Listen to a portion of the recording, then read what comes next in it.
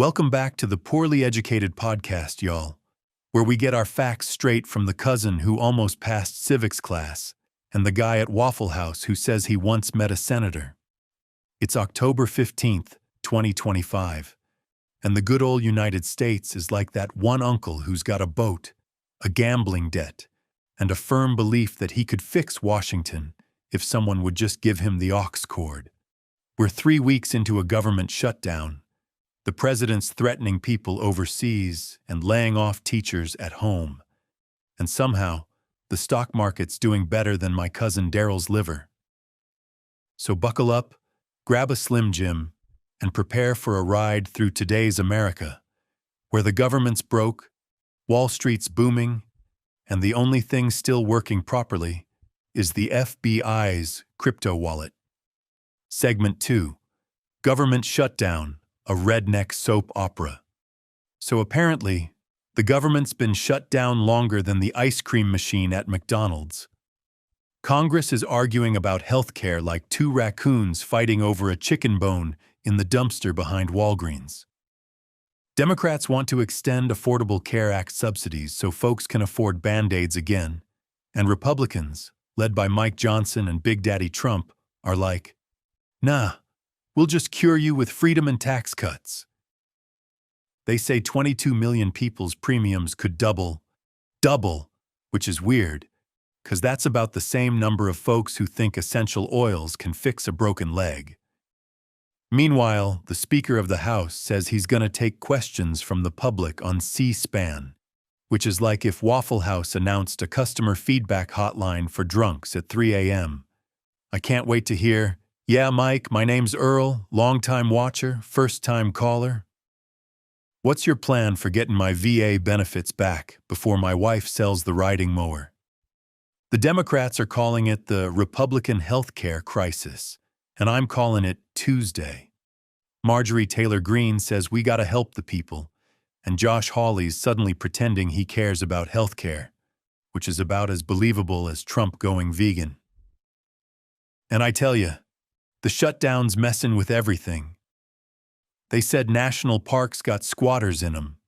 Apparently, Yosemite's got more tents than Coachella now.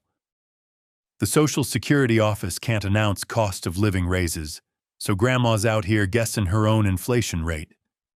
And the FAA's short-staffed, so half the flights in the country are delayed. You ever been stuck on a tarmac for 6 hours with a crying baby and a pilot who says, "Thanks for your patience"? That's government shutdown bingo right there. Segment 3, the executive branch on turbo mode. Now, while Congress is sitting there fighting like possums in a trash can, Trump's out here playing international Monopoly with live explosives. The man just brokered a ceasefire between Israel and Hamas, which is wild, because last time he tried diplomacy, it involved Kim Jong-un and a golden Sharpie. They say Jared Kushner helped organize it. Yeah, because when I think Middle East peace, I think real estate developer with a whisper voice. Trump said if Hamas don't disarm, we will disarm them quickly and perhaps violently, which is exactly what my cousin Ricky said before Thanksgiving dinner last year, and the mashed potatoes still ain't recovered. And just in case that wasn't enough fireworks, Trump ordered a strike off the coast of Venezuela, said they hit narco-terrorists. That's the 5th one this month. At this rate, he's dropping bombs like mixtapes. I swear the man's foreign policy is just spin the globe, pick a spot, and call it freedom. Then there's the Charlie Kirk Medal of Freedom thing. Now I get honoring folks, but giving a medal and revoking visas from people who made fun of him online? That's some North Korea meets high school energy right there. Imagine getting banned from America because you posted LOL on a meme. Meanwhile, I can't even get banned from Applebee's, and I've thrown up there twice. Segment 4. Wall Street's on fire and apparently that's good?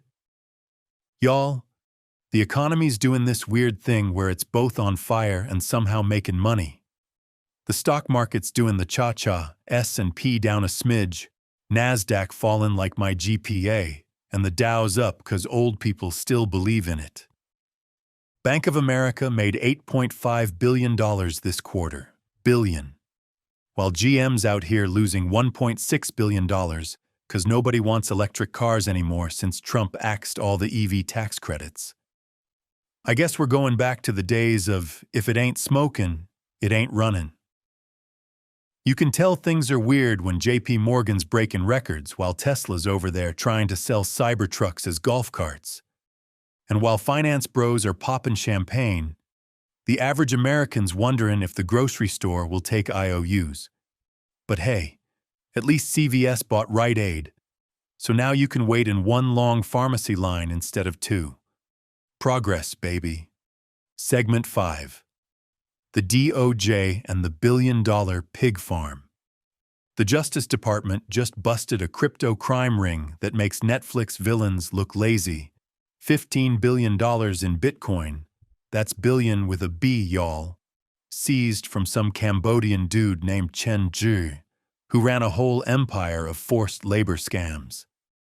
They called it a pig butchering scheme, where scammers fatten up victims by pretending to be their online friend before robbing them blind. That's right, y'all. Even your Tinder matches might just be crypto cowboys in disguise. Apparently, the scam centers had barbed wire and guards. That ain't a call center. That's the world's worst summer camp. The DOJ said it's a criminal enterprise built on human suffering, and that might be true, but also sounds like my cousin Kyle's landscaping business. Anyway, $15 billion in Bitcoin gone, and the feds said it's proof crypto ain't as secret as people think. Which is ironic, 'cause I once lost $43 in Dogecoin and couldn't trace it to save my life. Guess I should have called the DOJ instead of Reddit. Segment 6. Tech, tornadoes, and the end of sanity. In science and tech news, they're passing laws to ban AI companions for minors. So yeah, if your kid's talking to an AI girlfriend named Jenny.exe, she's about to get deported. Senator Josh Hawley says the bill's about protecting children, which is funny because his last big idea was yelling at Twitter. Meanwhile, Europe's out here flexing its science muscles. Finland made a cryogenic chip for quantum computers that works at temperatures so cold, even your ex's heart would freeze. They say it could make quantum computers cheaper and more efficient. I say if it ain't running Doom on max settings, it don't count. And in medical miracles, scientists grew mini human livers in a lab. So now instead of getting one from your cousin who swears he's cutting back on beer, you might get one printed out next to a 3D printed lawn flamingo. That's the future, y'all. But the climate? Oh, she's mad. Alaska just got wrecked by what used to be Typhoon Halong. Wiped out villages, left folks stranded. Warm ocean water made it worse, but sure. Let's weaken the Marine Mammal Protection Act. If there's one thing we need less of right now, it's whales. Segment 7. The Big Wrap-Up. America, the Divided, and the Delirious. So there you have it, folks. October 15th, 2025. The day America tried to be a country, a business, and a circus all at once. The government's shut down. The president's handing out medals and missiles. Wall Street's winning while your wallet's losing. And somewhere out there, a hacker named Chen Zhi's crying into a frozen crypto wallet. It's like we're living in a simulation coded by a guy who spilled beer on his keyboard halfway through. But hey, that's America, where every crisis comes with a punchline, and the Wi-Fi's still somehow working. So keep your gas tank half full, your fridge half stocked, and your hopes somewhere in the middle. This has been the Poorly Educated Podcast, where we don't understand the world, but we sure as hell can make fun of it. Y'all stay weird, stay skeptical, and if Congress don't open back up soon, I'll see you all at the Yosemite Squatters Cookout.